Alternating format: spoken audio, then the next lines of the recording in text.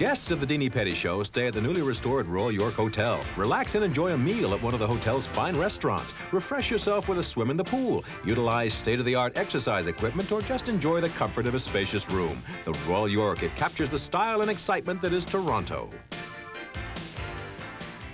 We'd like to invite you to come on down and be part of our studio audience. We'd like you to join us for the music we grew up with, featuring the original members of the Stampeders. You remember their hit song, Hit the Road Jack and Sweet City Woman? And the 1991 Miss Canada contestants will model the designs of Dominic Bellissimo in a spectacular fashion show. And we're going to be doing a special on the dark side of Halloween, exorcism. To get exercised, you get your free tickets and come down and join the studio audience and have an afternoon full of fun. Call Karen at 299-2370. And moms, we want you to know that the Scarborough Town Centre has a babysitting service. So if you call Karen for more information, she'll help you get organized, okay? We'll see you soon. Now, this year, more than 200 million women around the world will satisfy a powerful craving for more sizzle and passion in their lives. What will they do? They'll read a book. You know what they should do?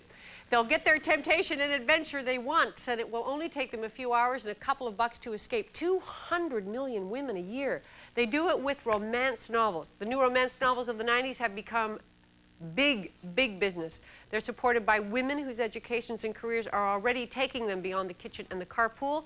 You're going to meet two budding romance authors whose real lives are fast becoming as glamorous as the stories in their books, and we'll discover why millions of intelligent readers are riveted to the romantic exploits of these 90s novels. Please welcome budding author, this is the first novel, Winds of Eden by Justina Burgess. Even in paradise, the storms of fate can change a woman's heart. And then Beverly Bryan, What Friends Are For, first novel by Beverly. And representing, now if you want to write your Harlequin Romance, and lots of women do, Marsha Zinberg is with Harlequin, and we'll tell you how you can pick up that pen and write your way to fame and fortune, which I know is what you're thinking you're going to do. I should tell you, yes. Justina Burgess is an underachiever in life. Listen to what this woman has done.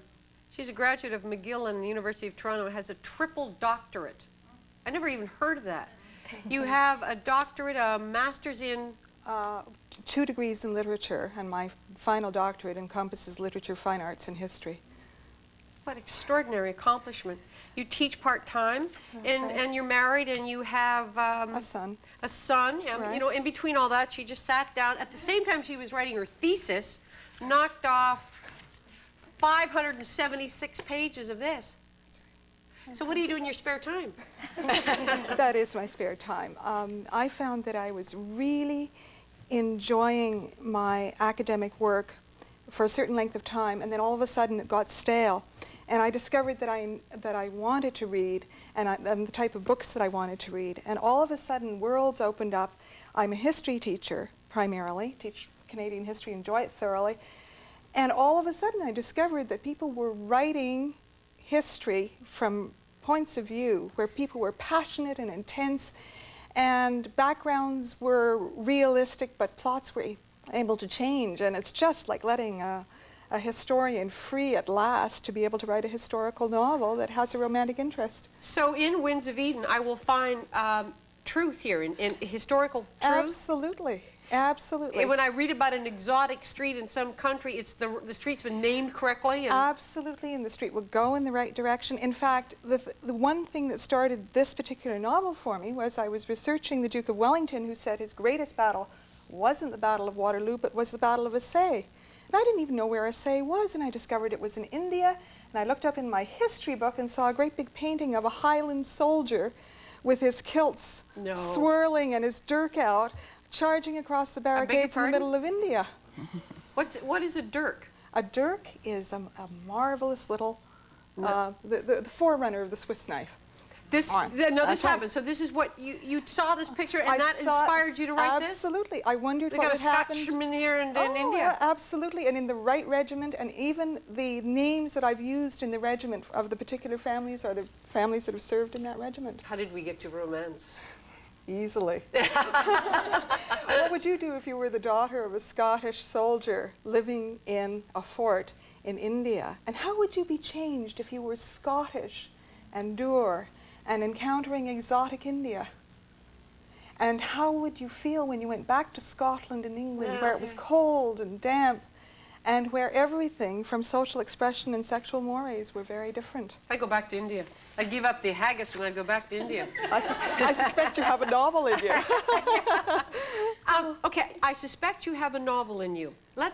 I think everyone dreams of writing a novel. I mean, let's be honest, there's probably at least one novel in me. Probably some cheap, steamy, or maybe there isn't.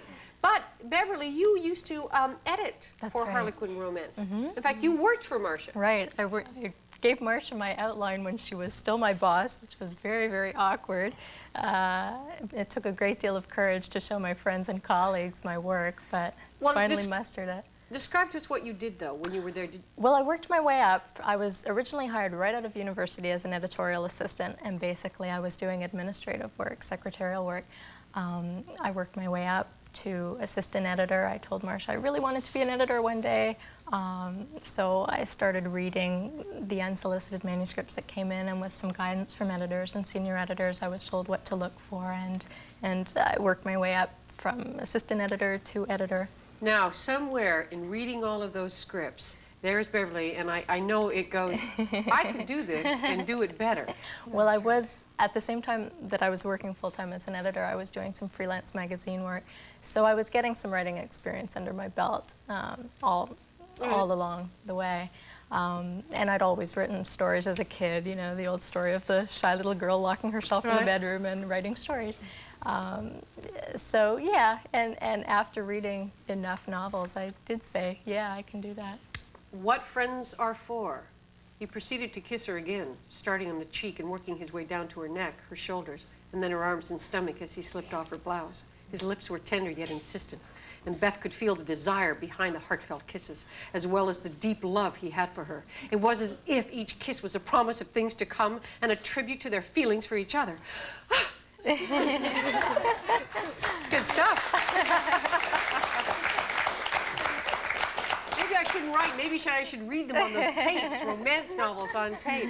How long did it take you? Because you wrote in a somewhat an unorthodox fashion. Yeah, as I said, I was still working as an editor full-time when I wrote it, so it did take about 1.5 years to 2 years to complete the whole thing.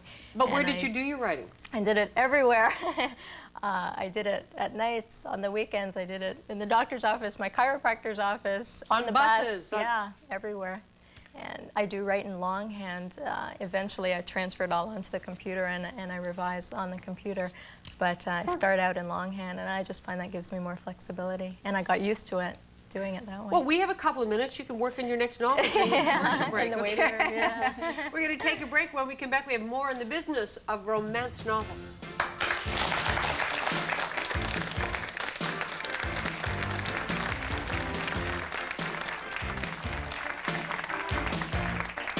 They loved your hors d'oeuvres, compliments and chef. Great. Margot, honey, as I recall, rice Creole requires rice. Voila.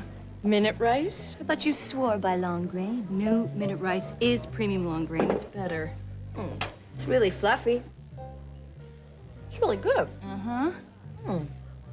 Hey, you want to leave some for the rest of us? Maybe. Let me put it this way. New Minute Rice, the better taste of 100% premium long grain. Diane Carroll introduces Healthy Choice to Canada. Healthy Choice makes healthy eating very easy. Healthy Choice entrees are made with lean meats and light-tasting sauces. If you want good-tasting food, there is a choice. And with Healthy Choice, the choice is yours. CJOH soya sauce. A twist makes everyday rice. Makes anything nice. Better. From CJOH. A Chinese-style twist to everyday taste. What do you think you'd find in the all-new Escort LXE? Tricky question. Little engine that couldn't. Ever been behind the wheel of the new Escort LXE? Sounds scary. Well, no, but... The all-new Escort LXE. The results are positive thinking. It is definitely. When you or someone you love suffers from a respiratory illness and you want the best respiratory equipment available, it's reassuring to know that Nova Oxygen Services is just a phone call away, 24 hours a day. Nova's professionally trained staff provide you with expert home care and ongoing support to help you achieve a more active lifestyle. For all your respiratory services and equipment, rely on Nova Oxygen Services, your quality home care specialists.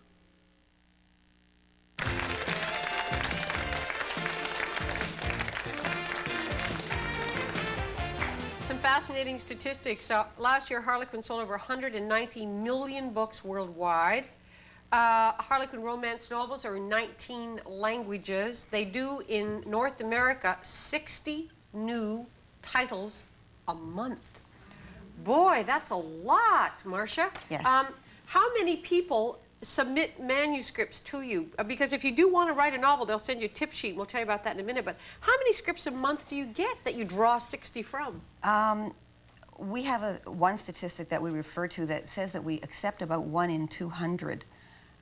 The numbers of submissions fluctuate because for each of the lines that we do regularly, we have an established author base. So we have people who are writing for us regularly, as well as all the wannabes, all the people who want to write. The wannabes. Yeah.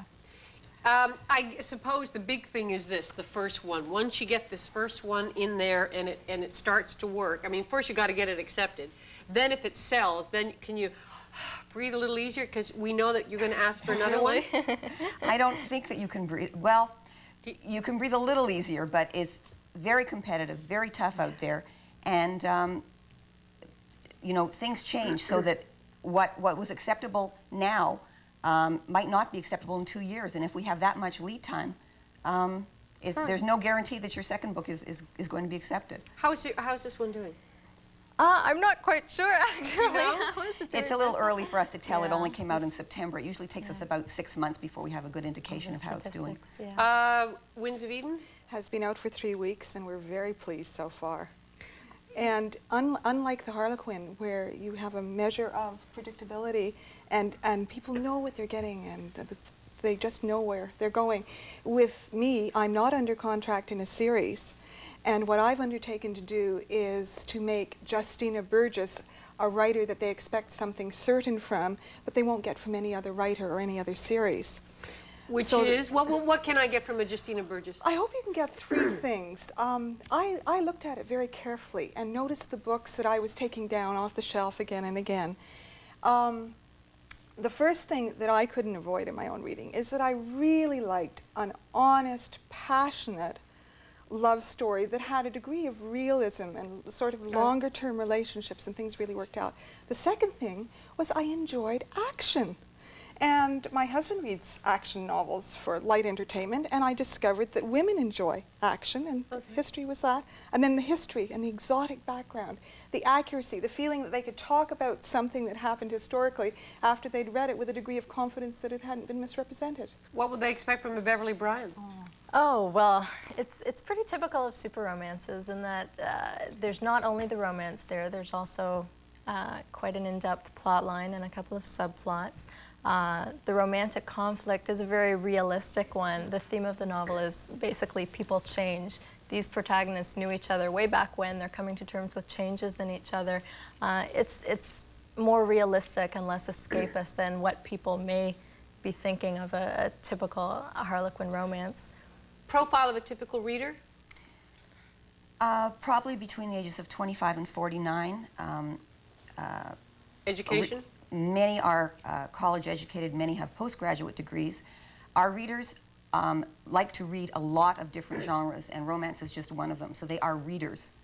This huge surge in the romance novel market, what does that tell you? If so many people are buying these, what does that say to you about society?